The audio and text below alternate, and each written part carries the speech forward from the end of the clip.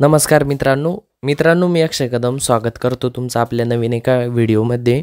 मित्रांनो, रेशन कार्डला आधार card link करण्याची शेवटची तारीख ही 30 जून 2024 ही होती। आणि मित्रांनो, या तारखेपर्यंत जर तुम्ही रेशन कार्डला आधार कार्ड जर लिंक केलेलं नसेल तर तुमचं रेशन कार्ड मित्रांनो बंद होणार होतं। परंतु शासनाच्या आदेशानुसार मित्रांनो आता 30 सप्टेंबर 2024 ही मित्रांनो रेशन कार्डला आधार कार्ड लिंक करण्याची शेवटची तारीख असणार आहे। आणि त्यापूर्वी मित्रांनो तुम्हाला तुमच्या रेशन कार्डला आधार लिंक करून घ्यायचं आहे।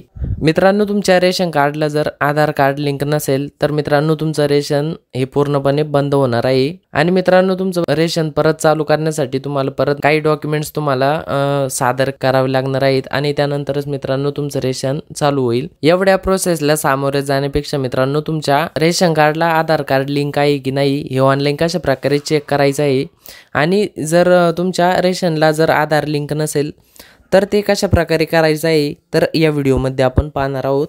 तर चला मित्रांनो, व्हिडिओला सुरुवात करूया। मित्रांनो, सर्वात पहिले तर तुम्हाला प्ले स्टोर वरती यायचं आहे आणि प्ले स्टोर वरती आल्याच्या नंतर तुम्हाला मेरा रेशन अशा प्रकारचे ॲप असणार आहे। तर हे ॲप मित्रांनो तुम्हाला ते डाउनलोड करायचं आहे। तर मी येथे हे ॲप ऑलरेडी डाउनलोड केलेलं आहे। तर मी येथे डायरेक्टली हे ॲप येथे ओपन करणार। तर मित्रांनो, ॲप ओपन केल्याच्या नंतर तुमच्या समोर अशा प्रकारचा इंटरफेस येणार आहे। आणि मित्रांनो, ॲप ओपन केल्याच्या नंतर तुमच्या समोर जर इंग्लिश भाषेमध्ये जर मित्रांनो येथे ही माहिती येत असेल तर तुम्हाला येथे या डॉटवरती येथे क्लिक करायची आहे आणि येथे मराठी लँग्वेज येथे सिलेक्ट करायची आहे। त्यानंतर येथे मराठीमध्ये सर्व इंटरफेस येथे होणार आहे।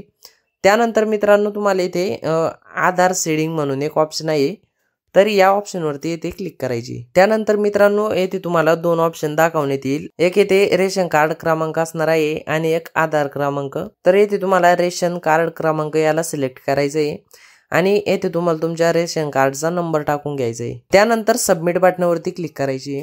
त्यानंतर मित्रांनो या रेशन कार्डमध्ये ज्या ज्या व्यक्तीचं नाव असणार आहे तर त्या व्यक्तीचं नाव दाखवण्यात येईल।